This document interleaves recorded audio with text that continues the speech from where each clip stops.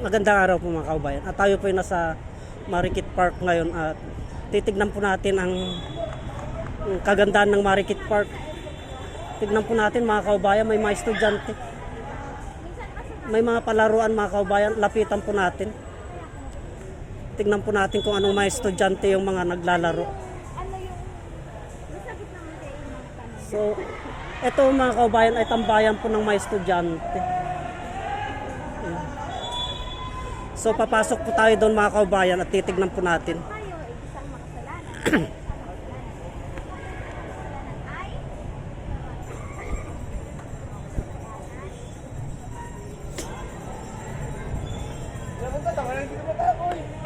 So,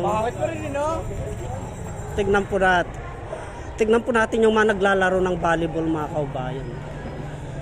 Yan po mga estudyante. Kaya ang ganda na ng Olongapo Convention Center mga kaubayan. Tuwing may palaruan dito po idinadaos. Ayan po, tignan po natin.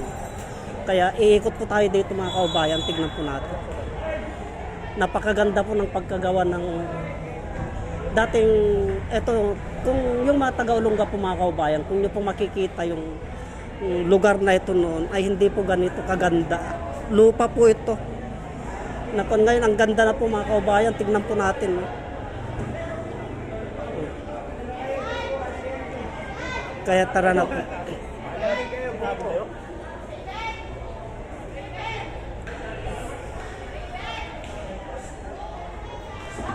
Yan po. Masarap po manood mga kaubayan. Yung mga naglalaro na mga estudyante.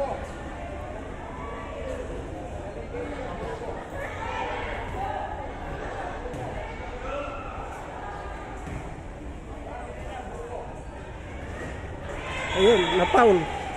Kaya ipagpatuloy po natin ang paglalakad mga kaubayan. At lapitan naman po natin yung ating mga estudyante. Tignan po natin mga kaubayan. Yan po. Ito po ang gagaling. Oh. Balang araw tong mga kaubayan, isa na po ito sila sa mga sikat. Sa ngayon, baguhan pa lang, nagpra-practice pa lang, pero sa katagalan po, mga sikat na po yan, mga kaubayan. Yan, tignan po natin.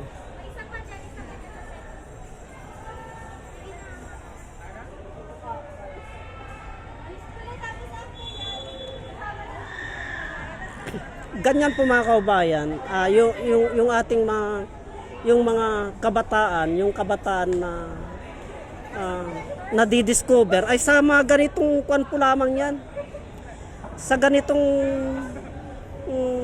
palaro po lamang yan nag-uumpisa mga kaubayan, katulad po nito. Pag nasanay po nasanay itong mga ito,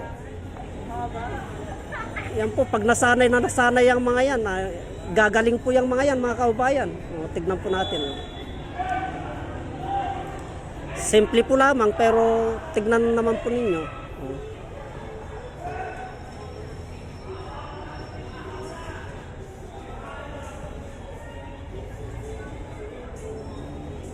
So, ipagpatuloy na po natin ang paglalakad mga kaubayan. Maring dito na po tayo iikot.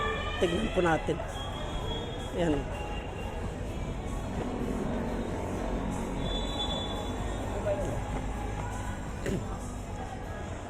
So, dito naman po tayo dadaan mga kaubayan. Pagdating ng hapon, ay ang gandang magtambay dito. Pagdating ng hapon. Kaya dito, tambayan ng mga estudyante mga kaubayan. At pag umaga naman ay maraming nag-exercise. Tignan po natin yung mga nag-exercise doon mga kaubayan, kasi isa din ako sa mga nag-exercise dyan eh. Oh, dyan oh. Magandang mag-exercise dyan mga kaubayan. Oh. Oh, tignan natin yung bata mga kaubayan. Dyan din ako nag-exercise pag masamang katawan ko. Yan.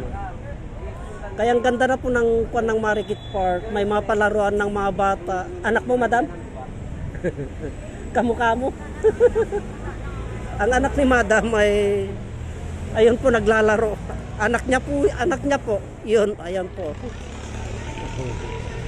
Pampalakas ng tuhod yan mga kaubayan kasi nung may ng tuhod ko dyan din po ako nagpalakas ng tuhod. Yan po. Oh. So, ipagpatuloy po natin ang paglalakad mga kaubayan at doon naman po tayo tutungo sa palengke para makita po natin ang mga kaganapan dito sa Olongapo. Tara na po mga kaubayan.